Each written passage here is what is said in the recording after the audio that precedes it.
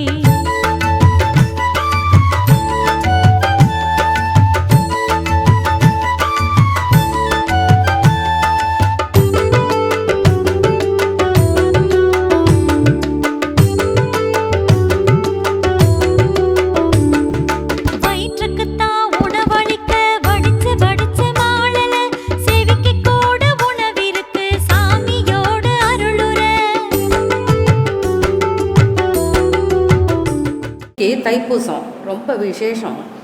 ஸ்பெஷலாக முருகன் கோயிலில் முருகனுக்கு ஞான கடவுளுக்கு எல்லா ஆலயங்களிலும் சிறப்பு வழிபாடு எல்லாம் பண்ணுறாங்க.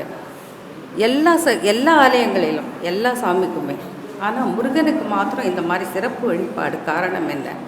நம்ம கோயிலில், நம்ம சண்முகநாதர் கோயிலில் சிறப்பு வழிபாடு உண்டா என்று ஒவ்வொரு மனிதனும் ஒவ்வொரு காலகட்டத்தில் பிறக்கிறோம். அந்த பிறக்கிற நாளை தான் பிறந்த நாள்னு கொண்டாடுறோம். அதே மாதிரி ஒவ்வொரு கடவுளும் ஒவ்வொரு காலகட்டத்தில் படைக்கப்பட்டது. ஆனால் சிவம் மட்டும் படைக்கப்படாதது, இயற்கையாக இருக்கக்கூடியது. அது ஒவ்வொரு காரணத்துக்காக மகாவிஷ்ணுவை இறைவன் படைத்தது 10 அவதாரங்கள். 10 அவதாரத்தினுடைய நோக்கங்கள் என்ன? நான் இந்த 10 அவதாரத்துக்கு ஒரு முறை விளக்கம் சொல்லியிருந்தேன்.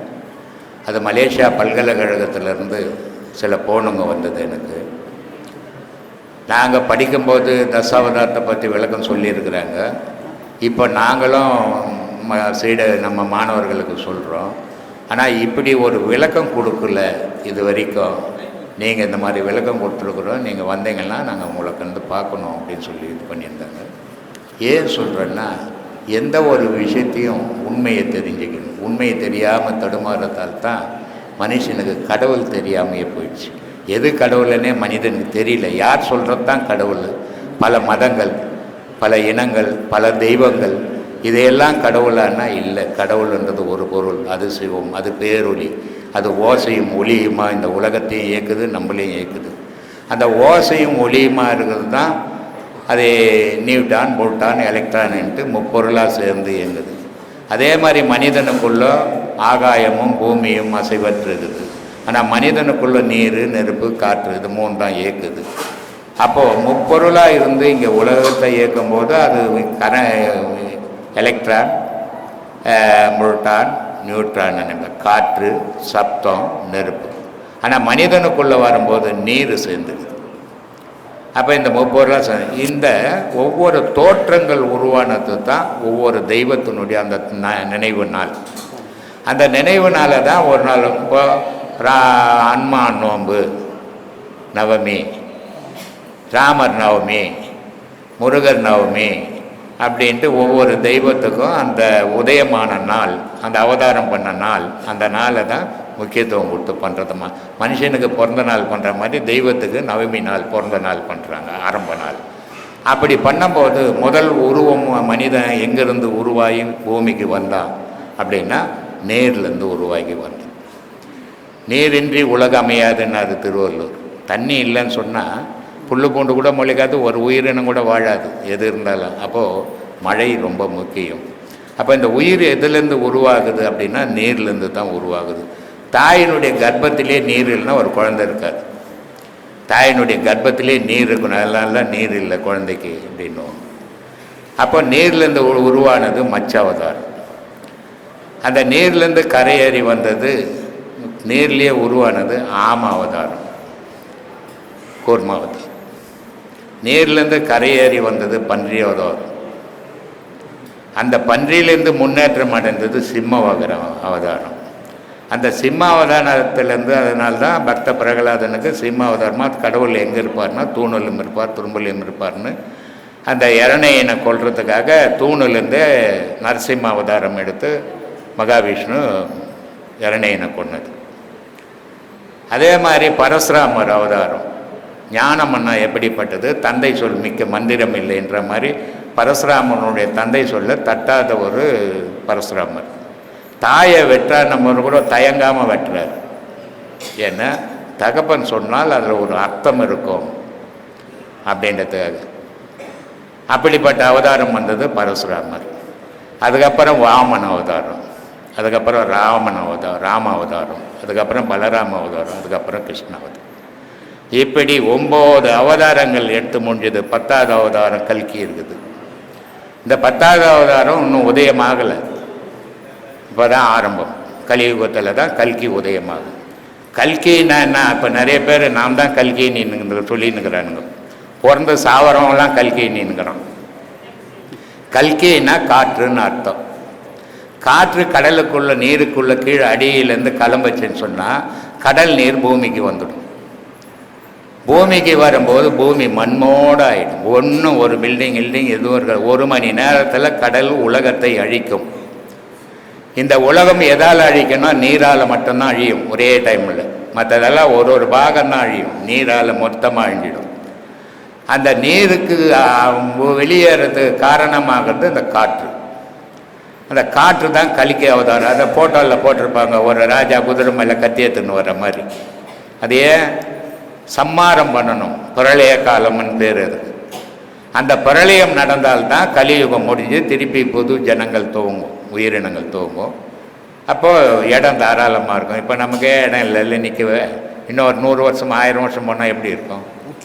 அப்போ இது குறைஞ்சால் தானே திருப்பி புது உலகம் வரும்போது தானே நமக்கு திருப்பி வளர்ச்சி வரும்.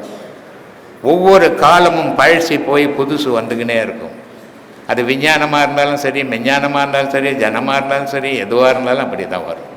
அப்போது மாறும்போது தான் அந்த முன்னேற்றங்கள் தெரியும். அது மாதிரி உலகமும் மாறும், உலகமும் அழியும், உலகமும் ஆக்கல் வரும். ஆனால் எல்லாத்தையும் இயக்கிறது ஒரே இறைவன் தான். அந்த இறைவன்லேருந்து ஒரு உருவம் வருது, அதனுடைய செயலை செய்து அது மறையுது. அது மாதிரி முருகன்ற ஒரு உருவத்தை சிவபெருமான் உருவாக்கி அதை சூர சம்மாரம் பண்ணி அரக்கர்களிருந்து தேவர்களை காப்பாற்றுறதுக்காக இந்த நாளை சிறப்பாக கொண்டாடுறாங்க. இப்போ எதுக்காக வந்தோம்னா ஐயா சொல்லியிருக்காரு, நான் இல்லைனாலும் என்னோட ஆன்மை எனக்குள்ள தக்க வச்சு தக்க வச்சு எல்லாத்தையும் நான் பார்த்துக்க, என்னை நம்புறவங்களுக்கு இருப்பேன்னு சொல்லிட்டு, அது இந்த உலக இருக்க வரைக்கும் அவரோட இது இருக்கும். ஆனால் அதுக்கு உதாரணமாக நான் ஒன்று சொல்கிறேன் ஐயா. நேற்று வரைக்கும் மெட்ராஸில் யாரும் சூரியனை பார்க்கல, இன்னைக்கு பிரகாசமாக பார்க்குறாங்க. அதுக்குண்டான அவர் எல்லாமே அவருக்குள்ள அடக்கன்றதை சொல்லாமல் சொல்கிறாரு. எங்கள் வீட்டிலேயே ஒரு விஷயம் நடந்தது. ஒரு ஆப்ரேஷன் பண்ணணும்னு சொல்லிட்டு இட்டுட்டு போனவங்களுக்கு அதுக்கப்புறம் ஐயாக்களை சொன்னதுக்கப்புறம் ஆப்ரேஷன் வேணால் எல்லாம் நல்லா இருக்குன்னு சொல்லி வெளியே அனுப்பிச்சிட்டாங்க.